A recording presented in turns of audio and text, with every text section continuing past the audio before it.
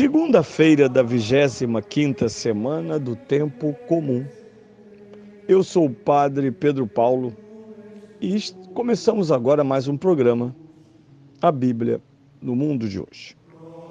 Bem, avançamos no mês de setembro, no qual, no Brasil, celebrando a memória de São Jerônimo, presbítero e doutor da Igreja, que no V século entrega à Igreja Católica, recentemente transformada em religião de todo o Império Romano, isto é, com quase 100 milhões de súditos,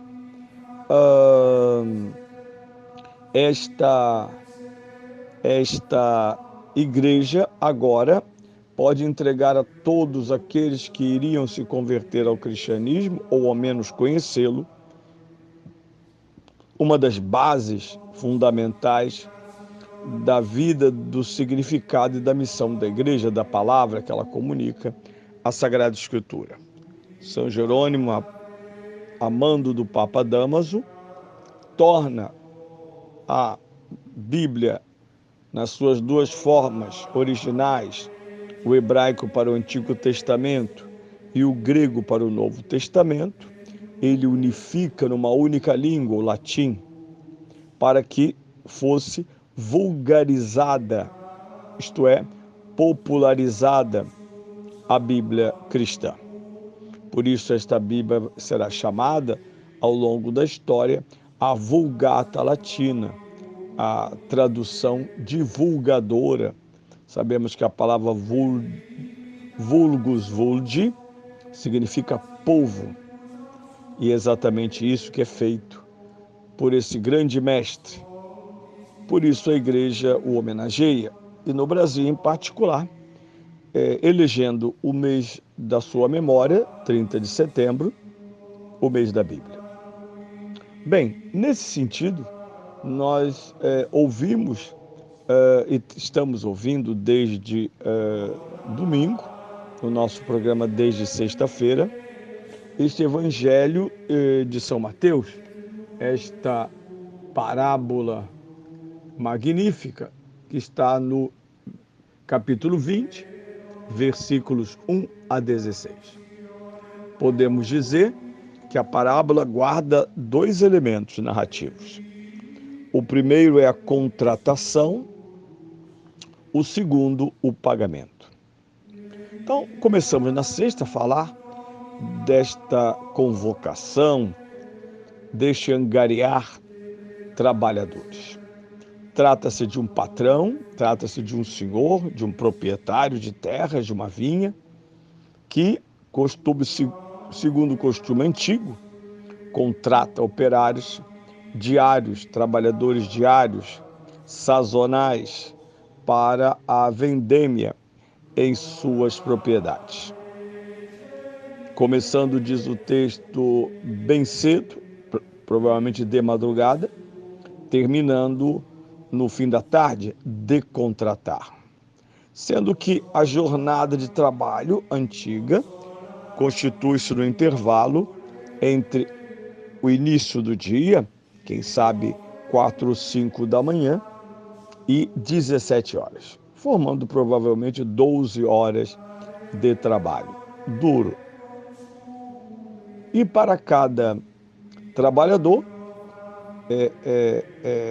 há uma promessa, mais do que promessa, um acordo, um contrato, que é um denário. Um denário. Segundo os estudiosos, tentando organizar monetariamente esta moeda romana, da qual virá depois a palavra dinheiro, o denaro. Em italiano se fala ainda denaro para dizer dinheiro. Era a forma de pagamento, assim como do sal veio a palavra salário. Trata-se mais ou menos de algo em torno de $1/4 de $1. Então, se calcularmos o dólar hoje com R$6, $1/4 era o valor provável desta moeda. Não era pouco, mas nunca é tanto, mas não era pouco. Na primeira parte da parábola, o que chama atenção é essa extensa chamada vocacionalmente dos trabalhadores. Bem, é natural que ele chame de madrugada, lá estão os boias frias esperando para serem contratados, que ele chame ainda no meio da manhã, talvez no início da tarde, mas é muito estranho que ele chame quase na hora de concluir o dia.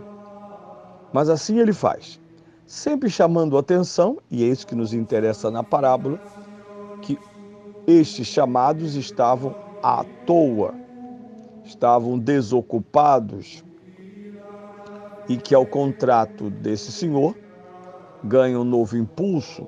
Trabalhar era uma forma honesta de levar para casa subsídios. É tremendo este país em que vivemos, esse momento em que estamos vivendo, no qual percebe-se clara ou implicitamente apoio e sustento a quem não trabalha, ou, pior ainda, desapoio para quem trabalha. São vários os fenômenos em que se percebe a valorização daquilo que no português chamamos vagabundos. É tremendo.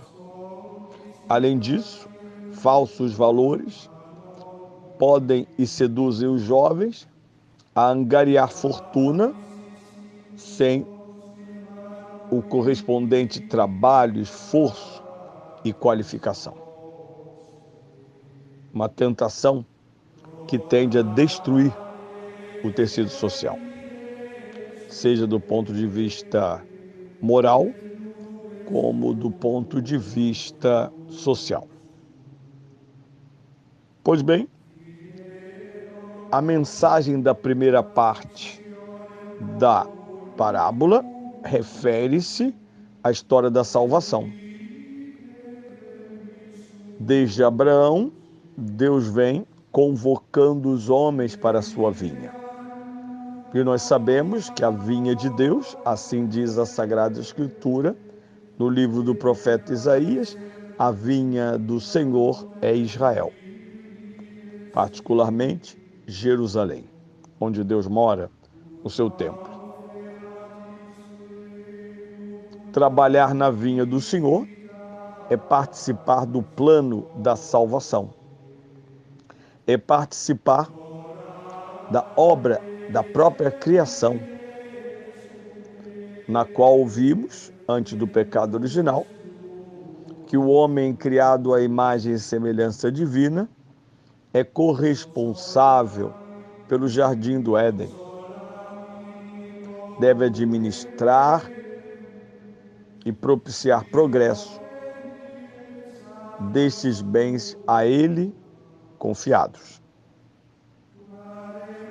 Portanto, a existência humana, e isso contradiz toda a dimensão do renascimento para cá, a existência humana na verdade, realiza-se plenamente no engajamento de Deus para a nossa vida. No Novo Testamento, nós podemos falar dos discípulos. Quem são os discípulos? Aqueles que são engajados no serviço do reino de Deus ao seguirem Jesus. Essa é a primeira parte da parábola. A segunda parte é mais complicada. Terminado o dia, o administrador deve pagar os operários contratados. E a ordem é pagar primeiro os últimos até chegar aos primeiros. E aqui nasce o intrigo desta parábola. Todos receberam a mesma moeda contratada, 1 denário.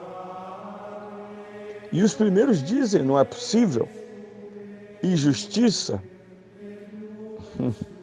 fora proprietário da vinha. E começa uma discussão, porque alguns se entendem injustiçados. Mas Jesus sentencia: vejam, primeiramente o Senhor é justo, pagou o que prometeu, ponto. Segundo, é senhor de seus bens, os dispõe como entende. Terceiro, e aqui está a sentença que conclui esta parábola, ela é a imagem de uma inversão, Israel e a igreja, o novo Israel e o antigo Israel. Na ordem do pagamento, isto é, da salvação, os últimos são os primeiros.